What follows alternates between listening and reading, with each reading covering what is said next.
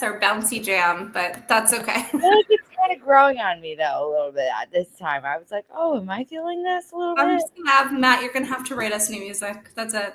Sure. I'll have to learn how to write music first, but yeah, sure. Well, you can at least play 5 instruments at this point. That's true. That's true. I could play you something. There you go. Well, there you go. You can play. We'll have someone write music and you can play. Well, hello, happy Friday. I hope that you have bourbon in your cup. I might. I have beer right now. I'll be switching to bourbon in a minute. Okay, fair. Well, everybody, please welcome Matt DeAngelis to the show. This has been like a work in progress for a couple of months between your schedule, our schedule. It's crazy. But yeah, we're so happy to have you here, and we're having a special feature all on you because you are just truly a powerhouse. I just have to go and fangirl for a second and say you really are, but you're also one of the nicest people I've ever encountered in my entire existence. Oh, that's a strong way to start. All right. Well, no, but it's true because you're quite humble. And Amber and I talked about it, like stage drawing swept away, like every single person was just so kind and genuine, and you've just maintained that across your career. So we're happy to have you. You're welcome. Thank you. I'm happy to be here. Good. Well, we're happy you're here. And we're going to keep doing this happiness. But do you want to kind of give our listeners, viewers, volunteers, whatever they want to call themselves at this point, do you want to give them kind of like your elevator pitch, who you are, what you do? Don't have to stay too humble for it. It's fine. Sure. Well, it's helpful sitting here if anybody who's watching can see my resume behind me on the wall. Right. That's a great way of doing that. Just take a picture. I don't need to submit anything. Here you go. Yeah, exactly. I'm Matt DeAngelis. Hello, everyone out there. I'm from Boston, Massachusetts, originally. I'm married to the brilliant and incredible Christine Dwyer, for any Wicked and Waitress fans out there. I've been in a bunch of Broadway shows. I made my Broadway debut in Hair in 2009.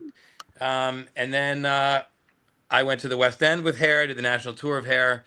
Then I did Waitress on Broadway, tour, Broadway again, tour again, swept away. I've also done the national tours of, like I said, Hair and Waitress, American Idiot. Once off Broadway, I was in Secret Life of Bees at the Atlantic Theater Company, and I was just in Orpheus Descending at BAM, which was cool.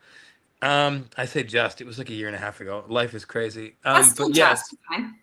But yes. And I'm the founder and host, MC, executive producer of the Janice Jam Broadway for Breast Cancer.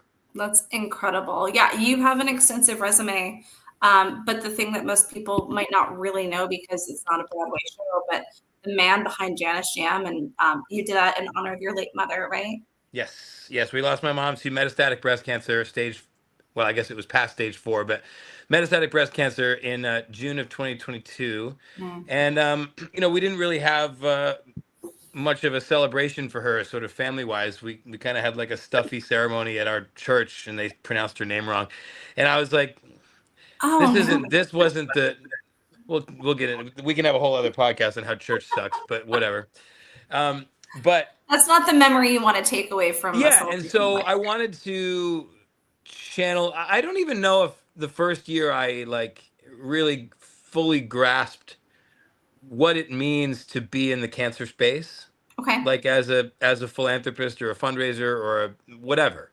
I just sort of wanted to throw a party to celebrate my mom. I love that. My mom is literally in the other room right now. I'm at her house right now. Oh, amazing. Yeah. My mom was like, she makes me look shy. She was the queen of everybody gets a Valentine, Aww. She was just the best. And so I wanted to find a way to celebrate her. And then, the first domino that fell after just throwing the party, and like, I think we raised like 30,000 gross, like maybe 22,000 net the first year, something like that. Wow. I just kind of asked a bunch of friends to come do some stuff, Sure. And one of the things that happened in that initial concert that we did was I met a woman named Tammy Eagle Bowling, who's now become a co-executive producer with us and is our keynote speaker. She was given like 3 months got her first mammogram or second mammogram of her life at 41. No history of breast cancer in her family, and they found stage 4 metastatic breast cancer. Whoa. And she was given she had kids who were 2 and 4, and she was given 3 months to live. She's been alive for 8 years. Bless her heart. Holy and cow. now she's a motivational speaker and a professional cancer space fundraiser. And we work very closely with both Mediviver, which is an organization where 100% of the proceeds go to metastatic breast cancer only. And we work with Breast Cancer Research Foundation, where our money that we raise at our concerts is specifically earmarked for survivors and thrivers and metastatic breast cancer research. That's incredible, Matt. That's really what a way of celebrating your mom and helping other people. Unfortunately, I think Amber can also attest to this. Like in both of our families, there's been cancer, or my dad's a radiation therapist. It's really incredible to like see the journey that people go through, whether they're surviving or the family is the one surviving, and it's hard. So, now what would people expect like when they attend Janice Jam? Well, it's in true Matt DeAngelis fashion. It is over the top for sure. You're over the top. I would have never known. We have magicians and tap dancers and burlesque performers, and what else do we have? Sword swallowers, jugglers, and then just the best Broadway lineup you've ever. I can't reveal who the lineup is quite yet. It's coming out Tuesday or Wednesday. But last year we had Casey Levy, we had John Gallagher Jr., we had Adrian Blake Ensko. Why is there an ad? I was using this as a white screen to show my face. Now I'm in the dark again. It's just warm lighting. It's fine. So that was, Talia Suskauer, obviously my wife, Omar Cardona from The Voice. And he's a local Orlando boy, by the way. Oh, he's a beast. I've known him for almost 20 years. So yeah, I mean, it's just been really wonderful, I think, to know that I have that many people in my life who, when I put up the bat signal, will show up. Yep. And I think that's a really, you were mentioning being humble before. I think it's a testament to me and what kind of friend I am to other 100%. People. But I also think really it's a testament to my mom, because a lot of the people who did that, like Casey Levy specifically, and Shoshana Bean and Norm Lewis and some of our friends. Literally, we'll see Shoshana and Casey on the Broadway cruise in like 3 days. Oh, hell yeah. Yeah, I saw that. Mm-hmm. Well, so they both knew my mom well, and, separate from me, were friends with my mom. And I mean, Norm Lewis was at our wedding, and our favorite picture that we put up at the Janice Jam every year is my mom and Norm dancing. Like, she was just the best. It's a delight too, and so, it's also a testament to her. And I also think the one thing that's been so interesting too in the cancer space, lately, is that, is forcing myself to be apolitical, because Republicans get breast cancer too. Sure. And at least on May 5th, we care about everybody. Right. No, that's a great way of saying it. In the spirit of what I'm trying to do, I do care about everybody every day. But the idea is that, like, with what's happening in women's healthcare, we're lucky to work with an independent funder of breast cancer research, number one, because it's largely, it's not unaffected, but it's more unaffected than other charities, based on what's happening with the NIH and all kinds of stuff. So absolutely. We are very, very lucky to have the kind of cooperation and engagement from the Broadway community, obviously, but also, it sells out fast, and people donate a lot of money, because cancer does affect everybody. Everybody knows somebody, and it is not some disease that you read about somewhere. It's right around the corner for everybody, and so we're trying to be a place where everybody can come together and have an awesome time. We do have a little bit of a not in memoriam, but like a little thoughtfulness moment in the middle of every show. But it's never focused on like who we've lost. We try to focus on who we still have here. I love that. That's such an important message too, because so many people focus so much on the negative stuff, and then the event becomes so somber. But when you can kind of create that liveliness and, celebrating even just the lives of those that have passed, but continuing on their memory in a happy way, because our loved ones wouldn't want us to sit and be sad for them.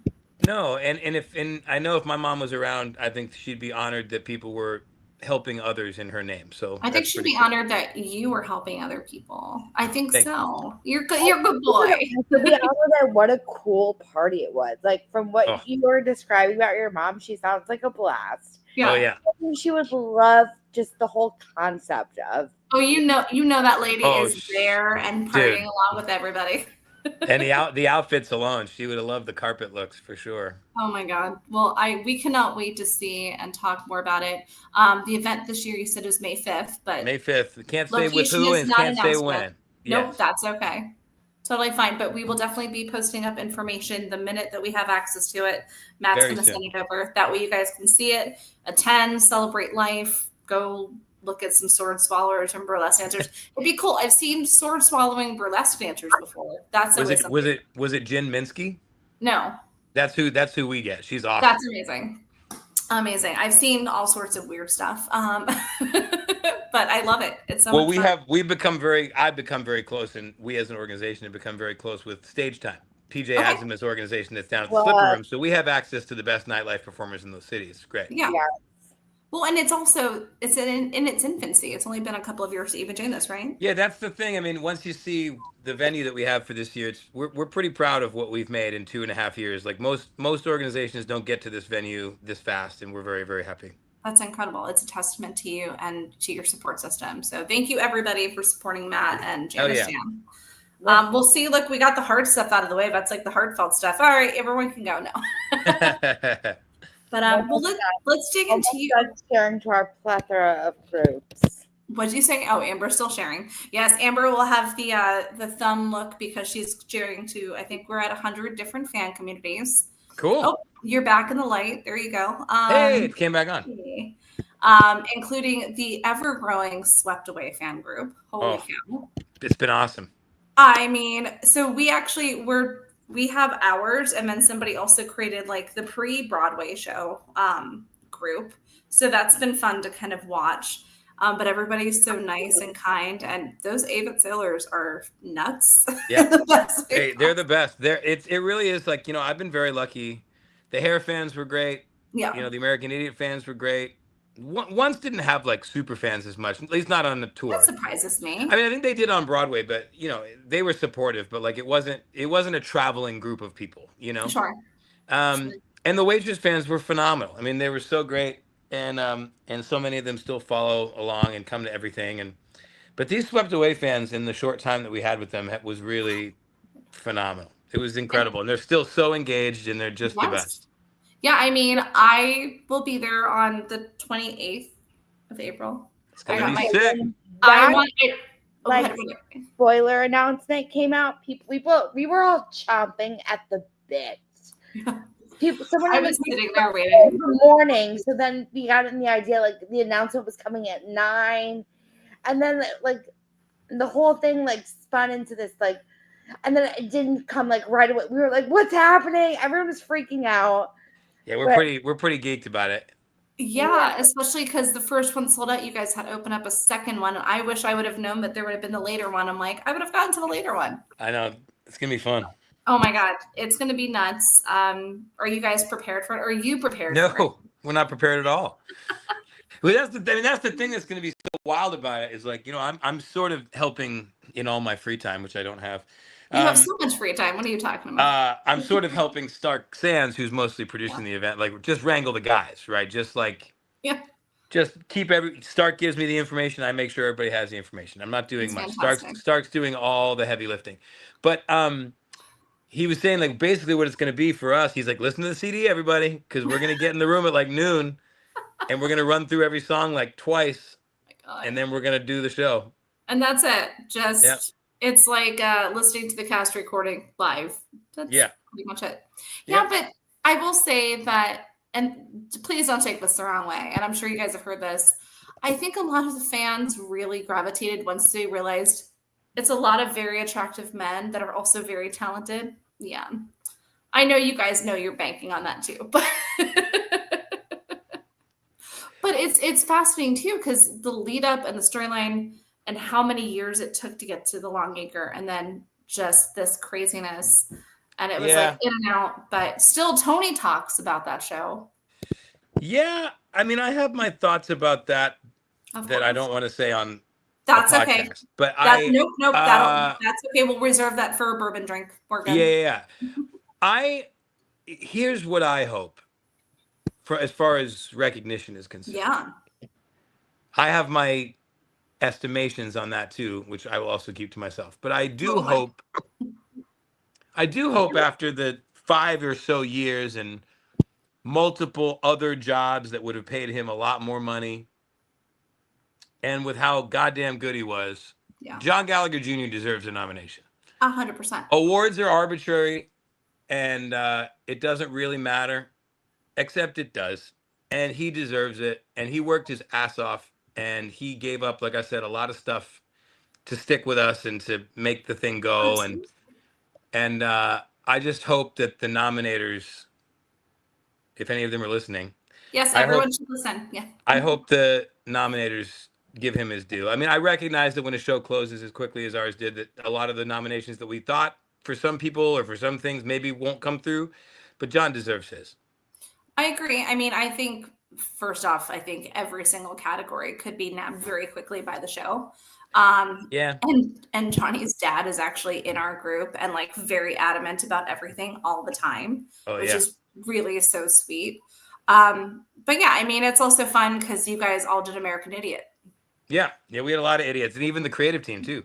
Oh, it's incredible. And we had Gina Duvall on the show a couple of weeks ago. Oh yeah. So it's like we love the Idiots. It's fantastic. It's also one of my favorite shows. So yeah, me too. I saw it 9 times in New York before I booked it on tour. Really? Yeah. You were just like that obsessive. Were you? Well, no, I knew the girl who used to in the days of the paper lottery. Yeah. So I knew the girl who pulled the tickets, so I would just fold it into funny shapes, and I would just get to go to the show. That's the trick. That was the trick back in the day. Oh man, the paper lotteries were my favorite. You had to like origami something really super funny. Oh yeah. Or like put a sticker on it so it was slippery. And you were like, "What is this?" Oh, okay, you win. Yeah, no, it's crazy how much that's changed. But, wild, yeah. So okay, besides Johnny getting obviously that Tony, I think Amber and I very much have been pushing towards set design. Oh, for sure. I mean, What? It's the craziest. It was like that, and reviews don't matter either. But I think it was the Post was like, "Oh, what the set just goes up and down." I was like, "Shut up." Yeah, exactly. The New York when Post you feel can get wind and shit in your face in the theater. The like New York Post can get effed. I think you can say fuck. I actually a clip from it stumbled across my Instagram feed like the other day, and I just like sat back and was like, "It's insane." It was insane. I mean, it was that moment. It was insane. What was it like to be on that stage with that set? Well, largely I didn't get to experience the cool parts, to be honest. The coolest moment I had with that set was the one time I got my put in as mate.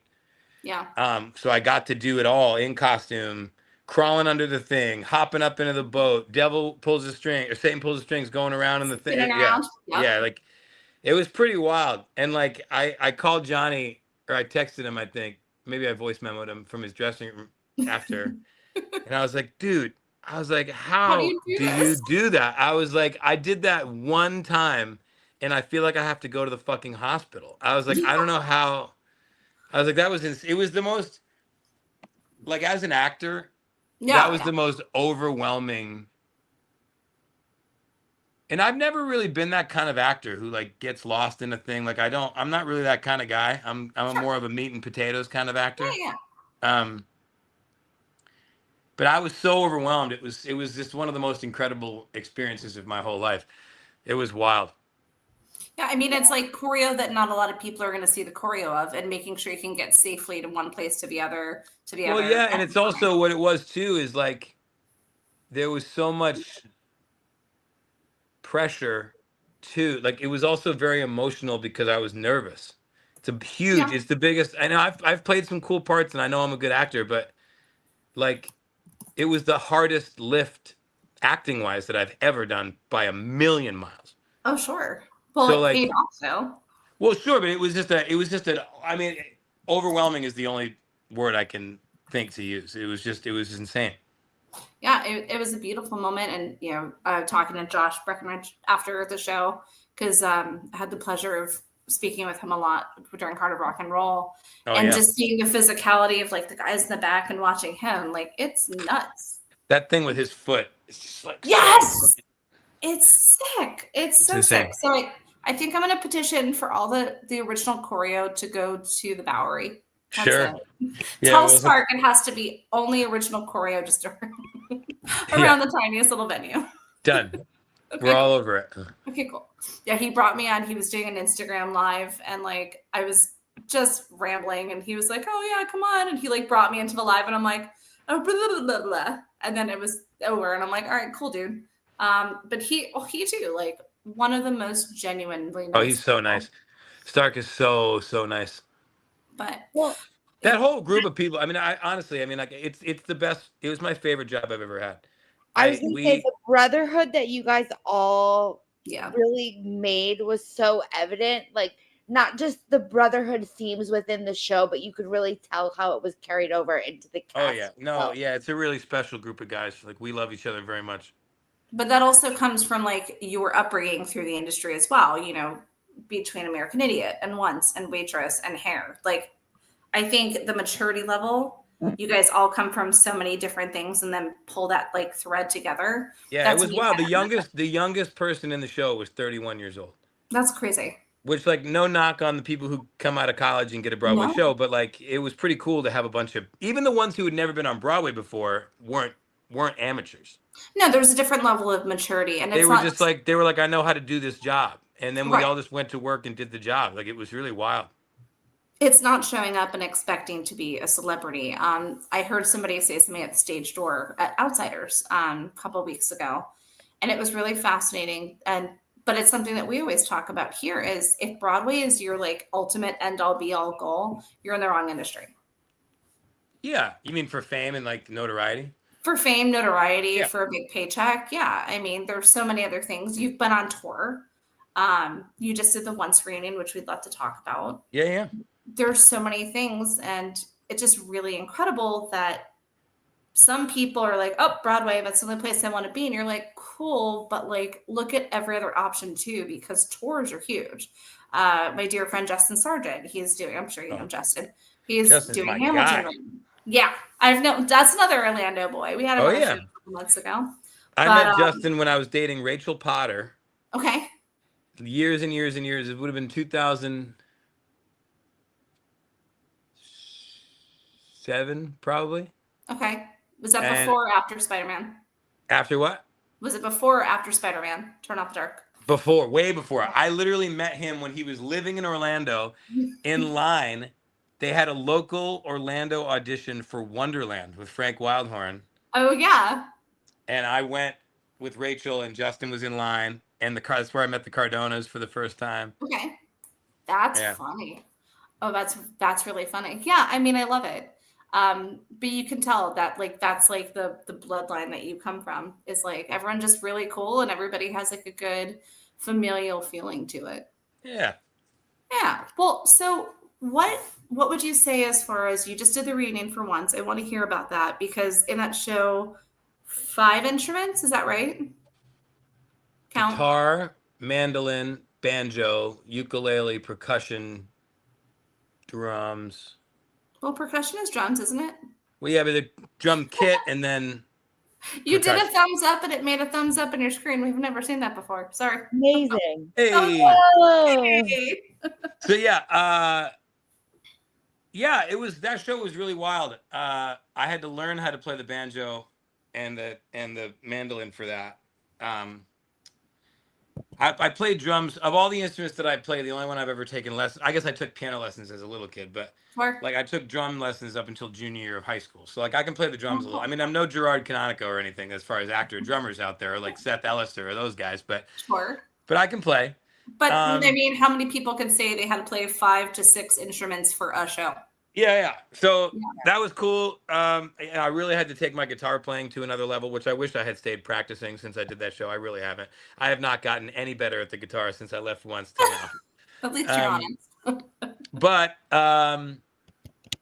it was great. It was a great challenge. It's a great script. I got to go down to Bucks County and play Guy, which was really exciting. That's cool. I'd love to do it again now that I've lost my mom. I really want to teach Christine how to play the fucking piano so we can do it together. Yeah, I mean, that wouldn't be the first time you guys have been together, too, because you started opposite in Waitress. That's true. And we're about to be together again, which is another thing we can't talk about yet, but stay tuned. So exciting. We're going to get the insider info one way or another, Matt. I know. It's like if we were doing this like 6 days later, you'd have all kinds of, well, like 2 weeks later, you'd have all the information. It's all right. We'll just have you back on the show. We'll do it again. We'll do it again. Yeah, it's okay. It gives us more things to share. That's right, baby. But yeah, so it would be really cool to do that with her. I just think the script is great. It's rarer than it ought to be that a musical has a really, really great script. Yes. And Enda Walsh wrote a brilliant play. Yes. Yeah, I mean, it's there's some shows that kind of stick with you. There's like, you know, the jukebox musicals, I think anybody can kind of plug into. But when you find special songs and special plays that people can kind of migrate together, they kind of grow that attachment to it. And then you can truly see like the give and take between the audience and the performer. Yeah. Yeah, it's a good way of putting it. I mean, I think that there's a reason that like every new medium has been like, well, that's going to kill the theater industry, and it doesn't. Like there's something to great live theater that still really resonates, and I think that Swept Away, even though we didn't run very long, did resonate, and I think once people are still talking about it. Well, once was a huge commercial success in the way that it was, and that's because the play was so good. Right. Now, of course, the music and Stephen Hoggett's choreography, dancing with all the instruments and all that shit was also amazing, but it really comes down to that script. I mean, that script is phenomenal. Yeah. I mean, now, I like the production side of things, PR production. That's my world. And I have no problem getting in front of people and talking or emceeing, but like, I'm always curious, especially the roles that you've portrayed. What's your method for like learning lines or getting into character? You're talking to the wrong guy. I mean, you have to memorize lines somehow, Matt. Yeah, but you know what though? I can honestly say everybody has gifts, and I think with my ADHD and my like neurodiversity, like I have the best memory of anybody I've ever met. Love it. I've never in my entire career, I've never once studied a script outside of rehearsal. Holy crap. Wow. I just do it in the room, and then I do it and I remember it. So you're a sponge. I'm very lucky. It's only because reading is not my absorption method. Okay. If I sat home and read the script, I wouldn't get it.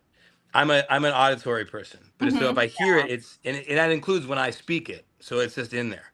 Do you know the pie trick? The what? The pie trick to learn what kind of weird. So it teaches you how you learn. So this is like an old theater thing, like old, like 80s. That they would say, okay, imagine somebody's throwing a whipped cream pie at your face. Your eyes are closed. Where is it landing on your face?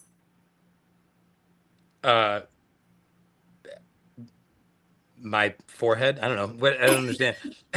So imagine if like a pie is coming at your face. So if it's more towards the center, like by your eyes, you're considered more of a visual learner. If it's more towards the temples or towards your ears, you're more of an auditory. And if it's like dead target center, it means that you can learn by both. Oh, wow. I always thought it was really fascinating. Yeah. That's interesting. And as far as the character thing for me, it's like, now, like I just said, it's different. Like doing something like what Johnny did the one time I got to do it requires a different level of not commitment, but like there's a different level of like process that you have to get to do that. But like for the stuff that I do, like, I don't know, I made a speech at a best man speech at a wedding recently, and I was like, good evening. For those of you who don't know me, I'm Broadway background actor and television white supremacist Matt DeAngelis. And like, clearly, that's a great intro, though. I should have introduced you on the show like that. Yeah. Well, clearly, I don't have those kinds of tendencies in real life, but like, I just say it. I don't have a process. I don't get deep into character. I'm me before I cross the leg, and then I'm me as soon as I exit the stage. Right. I don't really, and that's not to talk shit about anybody else's process. Some people need whatever, but for me, if I think too much, I become a very, very bad actor very, very quickly. Sure. I don't need that decompression break time. You're like, okay, I'm here. I'm on the stage. I'm doing a job. I'm off the stage. To me, I try to keep it as simple as possible. I try to just go out there and pretend like the thing that is happening to me. Now, like in the case like Earl or something like that, it's like, obviously he processes things differently than I do. So I have to process them in a certain way. but I really just try to be like, what would it be like if this was happening to him? Right. I don't try to. Yeah. That's I was say that's a challenging role in itself too. Yeah, it's like a musical comedy with a Sam Shepard play in the middle. That's a very accurate way of saying. Yeah, that's very accurate. Catherine Strayhall said, I saw once with a lot of the Pigpen Theater Company guys at my local rep theater in the fall, and it was incredible. A brilliant and really touching show. It's great. It's great. Love it. So also, Pigpen Theater Company is awesome. Oh my God, they're amazing. Shout out Pigpen. We got a chance to meet them opening night for Water for Elephants last year. I'm a big golfer, and one of the lead guys at Pigpen's brother is a big golf influencer, and we talk online. I get very excited. Golf influencer? Is that a thing? Oh, it is. Big time. And he's from Massachusetts, just like me. Okay. I love Boston. Amber and I just went to Boston like Hollow weekend because we did Boston and Salem. Oh, sick. Yeah, we're from Christine and I are both from closer to Salem. Okay. Yes, yeah. We learned the easy little trolley to get over to the train that takes you out to Salem. You freeze your ass off for a little bit, you walk around, you come back. Oh yeah. But we were there the day after Halloween, and it was like everything just kind of shut down. Yes, yeah. I mean, Salem. We Massachusetts people avoid Salem like the plague around Halloween. My ex is well-known magician out there. I also try to avoid that, but we wanted to go. It was a fun little journey. That's awesome. But it's cool. It always kind of gives that interesting background because everyone always assumes that most actors are New York or California. You're like, no, they're like all over the place. But the good breadbasket places are the better places. Yeah. Amber, I know you had a couple of swept questions that have been in your vocabulary for a while. Not necessarily swept questions. Just, okay. Questions in general. Trying to see if there's ones that we haven't already covered because we did get some of my questions already. I love it. Well, while you're looking at your questions, I'm going to ask Matt, as far as the shows that are coming out now, what are your thoughts? Because we've been noticing there's a lot of IP, like a lot of intellectual property that's coming out. People are kind of gravitating towards those. Do you think that, personal opinion, not even professional, just personal, how do you feel that that's affecting the way the theater is right now? Well, I mean, I sort of take a different stance than some people on this, I think. That's why we have you on the show. I think that we're kidding ourselves as a community if we think that Broadway is the place for high art.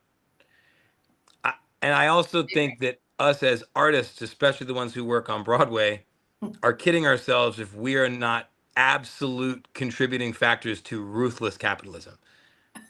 Okay, fair enough. Because all of our friends can protest all they want on Instagram, but they still are tweeting from their iPhone and shopping at Free People. So we all love capitalism, right? Like it's cool, right? And I'm not even Broadway is apex capitalism, right? And so because of that, I think people don't have a lot of discretionary income right now in the country. I think people are nervous about the economy. Yeah. It's getting increasingly difficult for regular people to come to New York with their families, thousands and thousands of dollars. And looking at ticket prices that are like $900. They don't want to see something that's weird. They want to either spend $1 bajillion and see a famous person, or they want to see the movie that they like. Yes.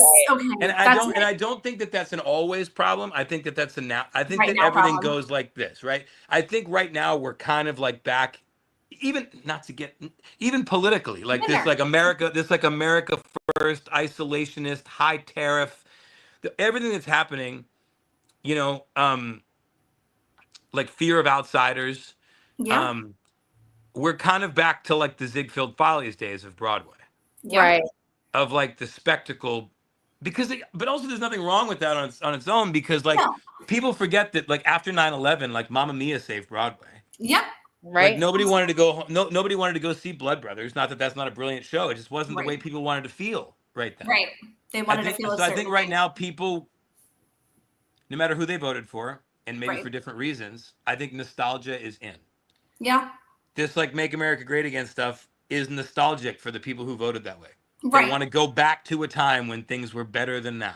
Right. I don't agree, but that's what they think. And I think for those of us who feel like our country is careening off of the rails, I think we want to see stuff, not we, but like people want to see stuff that makes them feel comfortable.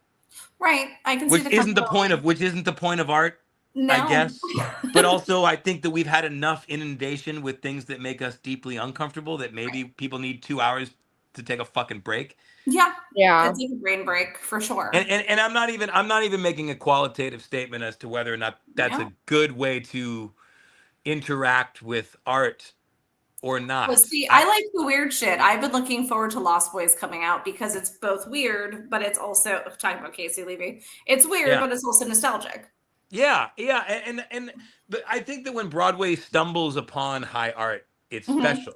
Spring Awakening. Oh yeah. Once, Come From Away. Like I think that there's like, every once in a while, Swept Away. I think. I was going to say Swept. Fucking what's it? Well, I didn't see it, but my wife loved it. Head Over Heels. Oh yeah. Maybe I think Head Over Heels is high art. Maybe Happy Ending. Maybe Happy Ending, but at least Happy Ending is having a life.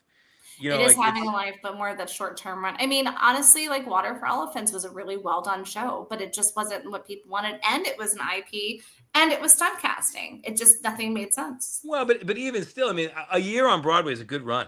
Absolutely. So like, I mean, like even, not even just like pat on the back, like good for you. Like historically a year is a good run. Yeah. So it's like, I think the Water for Elephants had its moment. I know it was disappointing for some of the gang who created it, but they got to show that thing that they made to people. They did. Right? And I wish that Swept was able to do that, to be very honest. Yeah. Me too. So does my accountant. Yeah. Yeah. Well, one of these days some magic will happen, I'm hoping. One of these days something will just click. I want people to have a little bit more wide opening, like just be aware of what's going on. And I think that you said it just perfectly well. Some people want to live in the nostalgia. It's not necessarily the way to go. And yeah, I know Ken Davenport made a comment probably last year of like Broadway shows are not meant to have longer runs than a year or 2 years. It's very unusual, but you do have those long running shows. Phantom, holy crap. Can you imagine joining the Orc, like being in the pit for Phantom of the Opera and like having a career for 30 years playing the same music? And I love Phantom. I do it all. Give me that job. I want to play. I want that goat in Wicked. Give me that goat. Dr. Dillamond, please. Oh my God. I want that goat. That is the job. You don't have a song. You don't have a song. You have a big break. You get a Matt name. DeAngelis for Dr. Dillamond. Dude, give me that goat. We're gonna start that petition, Matt. We want to do it in like 15, 20 years. Christine can come back as the first alphabet to play Morrible, and I can play that goat. Now, just going to say that. Perfect. Yep. That'd be perfect. Well, so now talking about Christine, and she's not here, so we're not going to talk about her much. So but screw her. Oh no, she has the puppy right now in Nashville. You're all by yourself. You've got like a man pad going. What, like, I know you guys have had the opportunity to star, with each other in Waitress, and soon something else to be announced. If there's any show that you could pluck out of history or any show that really you want to be able to star with each other, what do you think it would be? Well, again, I can't think of many that'd be better for us than Once. Honestly, I think we do a great job with that script, especially because now we've both been, in the last now 25 or 26 months, we've both lost a parent. Right. So it's like, I think that we just have a deeper understanding of loss than we did before. Really, I just want to be in Come From Away so bad. Michael Rubinoff was her producer on Maggie, which that poster is over there. I love this whole wall. This is great. Love it. And her best performer, Broadway World Connecticut Best Performer in a Musical Award. There would not be a single picture of her or celebration of her in any way in this house if it wasn't for me. I am the nostalgist. Speaking of nostalgia, like all this shit, all the tchotchkes, all the wedding photos, everything, all me. Anyway. I saw your swept away closet. I know. Oh, hell yeah. I ripped that shit right down. But so Michael Rubinoff is the lead producer on Maggie, who is the lead producer on Come From Away, and we just keep banging his door down. We're like, anywhere you doing that show, we'll go. We'll go. Oh, I think she's a little young. She's a little young for Beverly, but she would sing the shit out of that song. But they could age her up. Yeah, it'd be fine. Yeah, I'd play anybody. I don't even. Everyone always tells me that Kevin T, and I'm like, I don't know. I would like to play Oz. That'd be fun. I was gonna say, so besides Dillman, do you have any like dream roles, no holds bar, that like if there was like no anything was possible? Gender bent too. Totally fine. Do it. I don't know. I don't really. I mean, I'm sure there's something I'm forgetting. I mean, I'd like to play Guyan once again, like I said, but oh,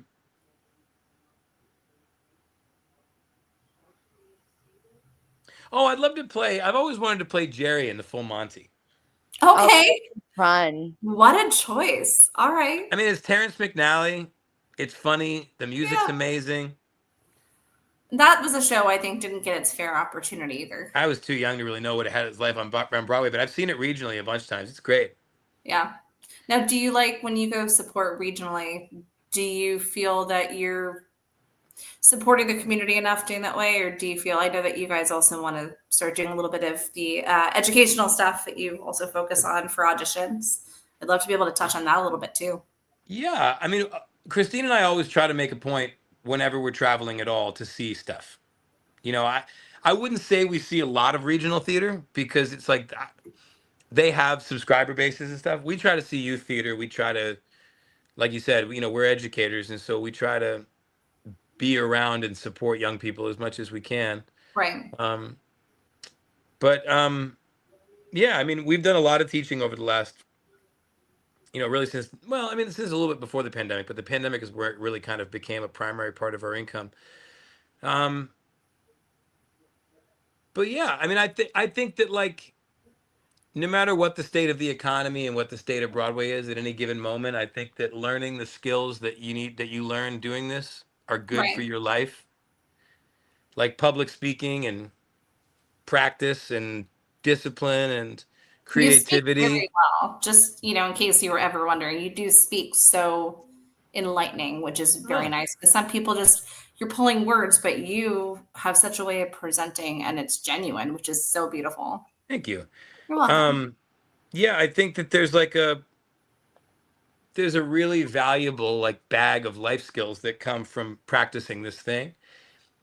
And also like we have a lot of enthusiastic students who might not go on to do this. Right.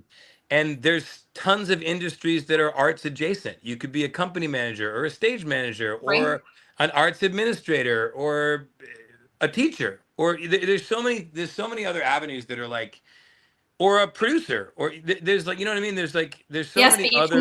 If you ask a producer, what does the job producer mean? There's so many different levels. Yeah. And like, my thing is like, what we really liked, we loved teaching our like 25 and up students here in New York, because it's like, you're really working with like working actors, and that's really fun to like do audition prep and get people really humming and whatever. But working with the younger people was so cool because like you get to kind of get in on the ground floor of like helping them learn how to be a person. Right. And like, I'm just I think I want to be very careful how I say this. I think sometimes we, in my opinion, we celebrate diva behavior too much. And I know it's like, yes, work, slay boots down. I get it. Like, I get it. Do that again. No.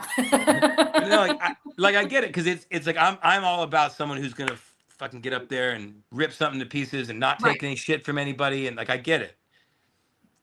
But I've always found, I think the two biggest things that you should be and should endeavor to be in show business are really great and really nice. Yeah. And I think we spend a lot of time focusing on the great part. And I have really enjoyed getting to work with some of our students on how to, you don't have to step over anybody. Right. And I'm a big believer, and I grew up playing sports, and I played sports in college and whatever. And if you really believe you're great, like in a real way, it won't matter how great somebody else is. Right. It won't matter. You should be great anyway. And sometimes it's your gig, and sometimes it's not. And it's not always easy to remember that when you're in the middle of it and you're trying for a job and it could change your life financially or whatever. But I'm a big believer that like, if you ever have to like be catty or subversive or something to another performer, you're not as great as you think you are, because you don't think you're that great, because great people don't do that. Right. It's like you don't have to tell people you're great. You just have to be great. Yeah. I mean, yeah. And also it's like, it's the way you act when people are watching too. It's like, anyway, all that to say, I like working with our kids because I think that Christine and I have a long track record now of being people who have been successful, who have also not done it at the expense of our own humanity and our niceness. Like, we're nice. We're a good hang, and we're nice. And we also happen to be really good at this thing. Right. And you also demystify a lot of the industry to a lot of people who think it's this big built up thing. And I think that's important because a lot of people forget the nice part. It is those people stepping on top of each other. It's kind of like everyone's star shines bright. You don't have to like knock someone's light out. Yeah. Not to bring the mood down, but Gavin Creel, my mentor, a mentor of everybody's, but he was very important to me. He sent my mother a video in the hospital. Like, he was just the best. And when I met him for the first time, it was July or late June of 2009. Okay. And I was at the Hirschfeld, and he was like, hey, he's like, you're in the room now. He goes, people are going to forget you were ever not in the room. He goes, don't ever forget you were not in the room. He goes, because being on Broadway is really hard. He's like, because you're competing against long odds and talented people and whatever. He goes, doing it a second time is even harder. He goes, because you're doing all those same things and you're competing with your own reputation. Right. And so just don't be a dick. Be a person that people want to have a whiskey with, maybe, but also be a person that when people go, who could do this job? Who can we count on? Who do we want to be in the room with for 6 weeks? Who's going to make us laugh? Who's going to be a good hang? Who's going to be a good company member? Right. Like, that is, because here's the thing, right? I was saying this I was talking to somebody the other day. I don't know. Like, when it comes to like pure talent, Christine is better than me. She's a better singer and she's a better actor than me. I think she's a better singer and a better actor than lots of people. But I've been able to make a career because I'm good. But there are people who are better than I am. Like, I'm not the best. I'm a really good singer, but I'm not the best singer in the world. I'm not the best actor in the world. I know how to. I think I'm a person who. Well, I think that I'm a person who knows how to be myself. Yeah. And I know how to be. I'm very comfortable. I know who I am. Right. And I'm fun to be around. And I'm dependable. I'm reliable. I'm professional. And again, not that there isn't a certain talent quotient that has to be met, because of course that there is. But I've really tried to, and we tried with our students too, but I've really tried to put attention on the fact that it's about the other stuff. Right. You want to be a person first. Yeah, and you can't teach a person their personality. You can only enhance it and kind of help guide them. You can teach them the skills, but they need to learn how to be a person first. I love that. It really has been a beautiful sort of learning lesson for us, is like to watch that. Like, there's no better feeling than a kid working their ass off and going through pre-screens and getting into their favorite college. That's amazing. Like, and we have students at Wagner, at NYU, at BOCO, at where else? At Michigan. Like, we got kids all over. So we're very proud. Well, yeah, and you have every right to be very proud. I mean, what you do for the community, besides, being incredible performers, is you build the community. And that's what Amber and I always strive towards, is we look for the community builders, because we were outside of the room too, and then we were in the room and we're like, whoa, okay, how are we here? And then we're able to have like these incredible conversations like with people like you. And it's just, once the word that we get thrown a lot is genuine. And I think that is the word that I always like to leave people with when they're like, oh, what's something that you want to see out of people? Just someone being genuine. Sure. And I think that transcends. Are you guys Malcolm Gladwell fans at all? Yeah. So he wrote this story in Tipping Point. He talks about mavens and then the other thing. I can't remember what the other term is. But like, on that famous night when Paul Revere left the greatest city in the world, Boston, Massachusetts, two other people went with him that night. They all rode in different directions. Now, one of them was a woman, so surprise, surprise, America forgot. The other one was just a guy who like wasn't as popular as Paul Revere. And it's not, when I say popular, I don't mean like the douchey way. Like, no, some people know how to get people to pay attention to them. Right. And whether we were riding on horseback screaming with lanterns, or whether we, were in the newspaper, or vaudeville performers, or Broadway stars, television actors, are now TikTok hey fans, like whatever that is. Yeah.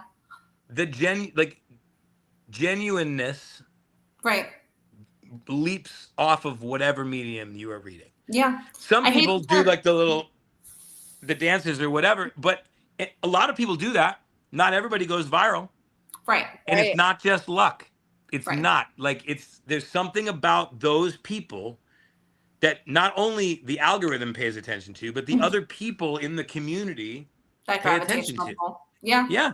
It absolutely, it's unquantifiable, but it's 100% real.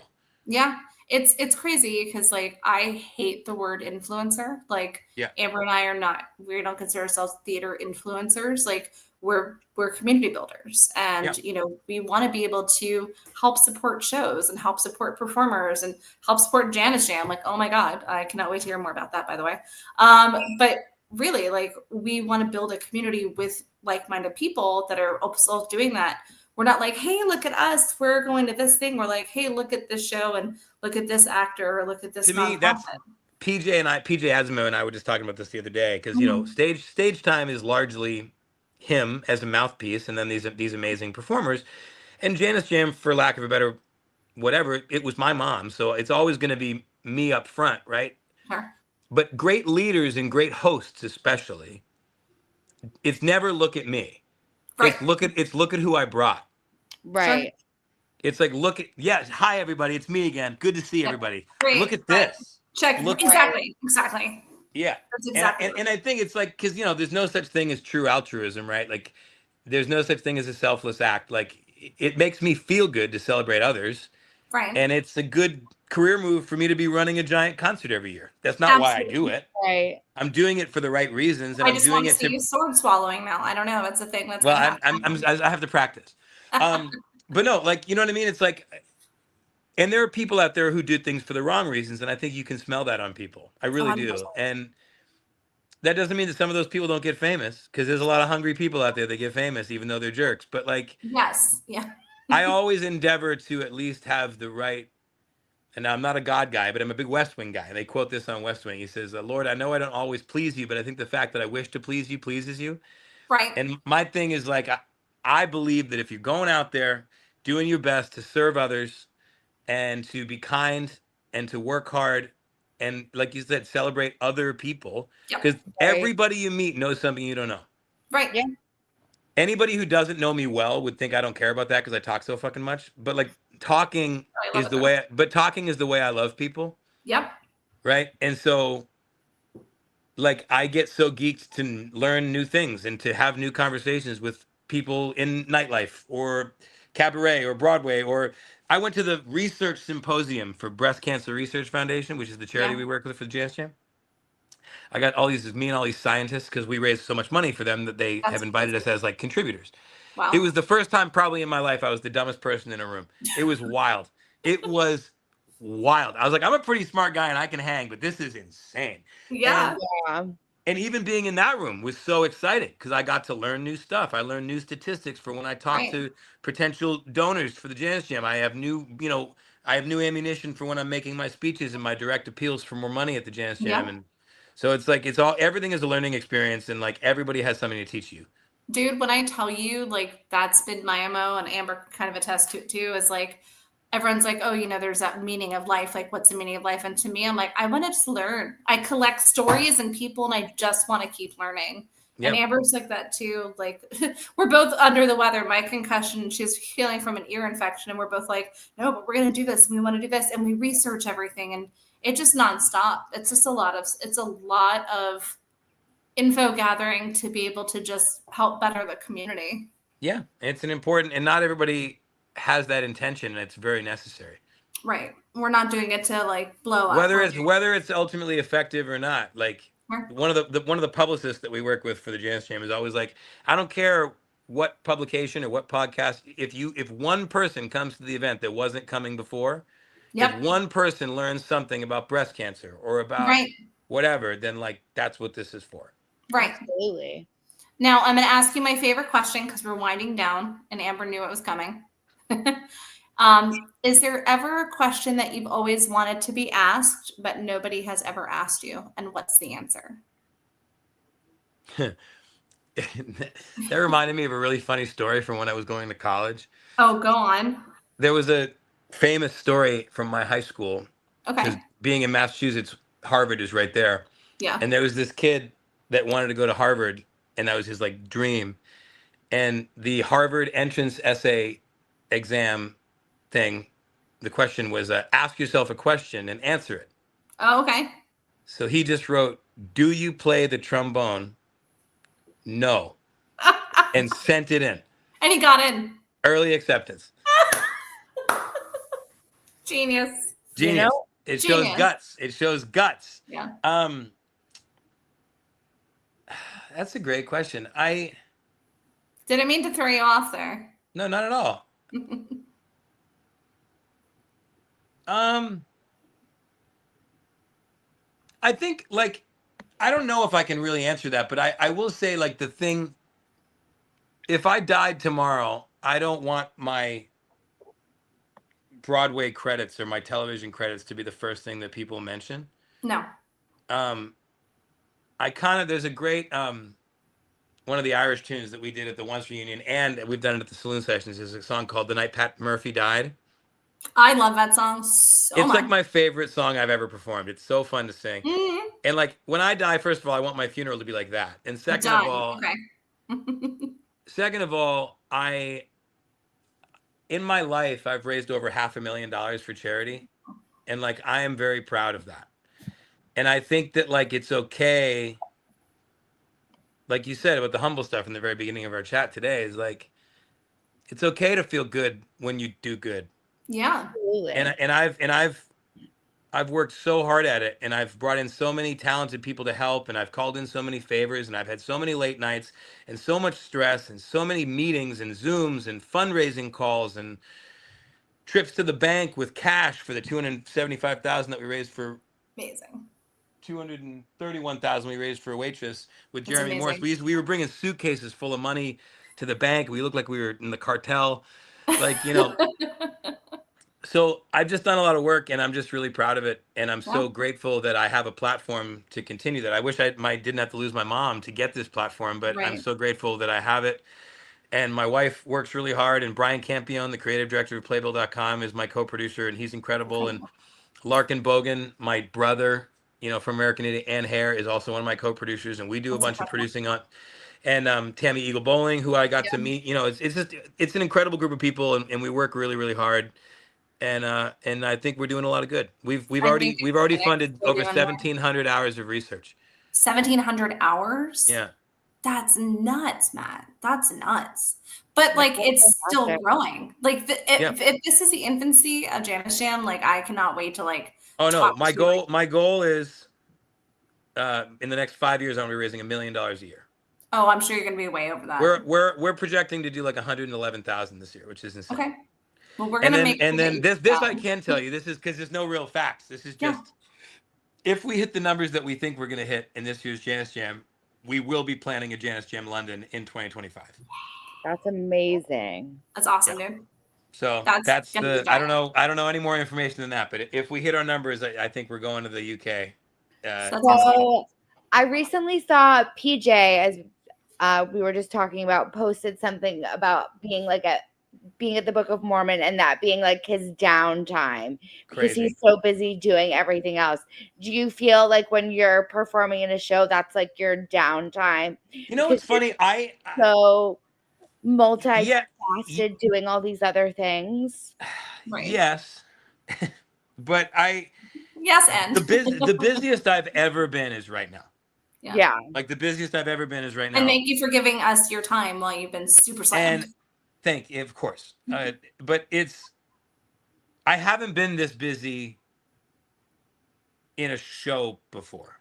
Mm-hmm. You know, like, you know, a concert will pop up. I'll be producing an event or whatever. And yes, it's stressful, but like never this consistently. Like Rico and I are starting a social media company that we're representing a show. So we're going to have to do like press for a thing. Me and Larkin are producing an event. We can help you with that. Me and Larkin are producing an event at Town Hall in June. Me and Christine are going to do this thing in May and June. We're doing 5 weeks in Japan. Me and Christine are doing our concert in Japan for 5 weeks.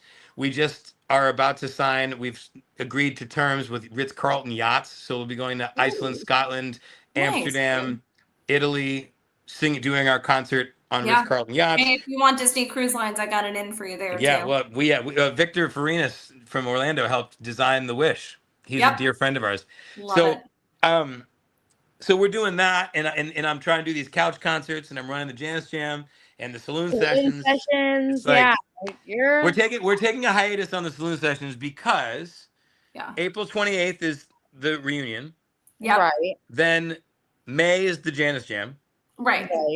Then June and July, I'm in Japan. Rico is busy and Hunter is gone.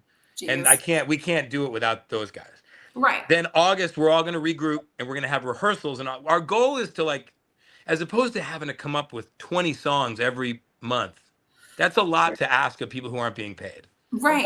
So our goal is to get together a couple of times in August and have like 30 songs that we just know cold. Right. And then we can mix and match. And then if anybody comes in and goes, I got a new one for this month, we'll learn it. Right. But we're mostly going to be doing shanties. That way the audience can start to learn them and sing along. And our goal is to then partner with a different show or a different something so that we're only doing half the show and then somebody else is doing half the show. Yeah. Yeah. That's the plan. Really cool guests the last couple of shows. That was awesome. Yeah. And you had my girl Amber Artolino I was just messaging with her today. I was like, she's doing this really exciting job out of town that I can't talk about because she can't talk about yet. It's all right. A lot of secrets on this podcast today. I know, it's great. But we were just talking, and I was like, "How's it going over at Titanic? You having fun? You settling in?" And she's like, "Oh my God, I'm loving it. It's amazing." I was like, "Me and Christine will come see you, before we head out of town." I was like, "And we're gonna come see you in that other thing too." And when you see what the other thing is, you're gonna be like, "That's insane," because it's very far away. But I time-wise, not anyway. Oh no, yeah. But my point is, and she's like, "Oh, Mom and Dad are coming to see my play." Aww, cute. She's the best. She is. And I would say everybody that we've had at the saloon sessions, because again, I try to foster a space where everybody has a good time. Right. And I think the second you walk into the saloon sessions, you instantly feel like you're someplace awesome. I just wish it was easier to get tickets, Matt. I know. Tell me. Well, we're trying to fix that problem too, eventually. We don't ever want to leave Hurley's, but we're trying to be creative with getting more butts in there. Yeah. We always want it to feel intimate, but yeah. But Hurley's is great, but but the Janice Jam is the same way. Like, you can't really describe. If you say it's a concert, people are like, "Oh, there's lots of concerts." There's nothing like the Janice Jam. It's experience. Yeah.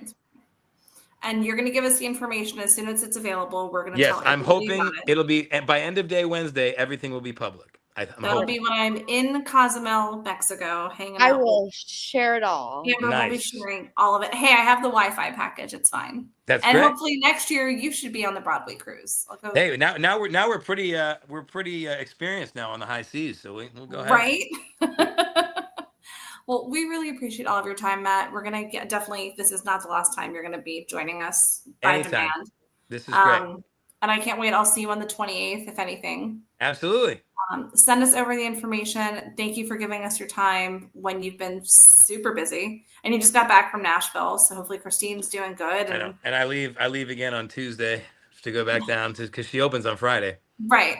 That's crazy. And you're going to spend time with the pups, so you'll be good. That's right. Play some more golf. Oh, yeah. I'm going to hear more about this golf influencer stuff too, by the way.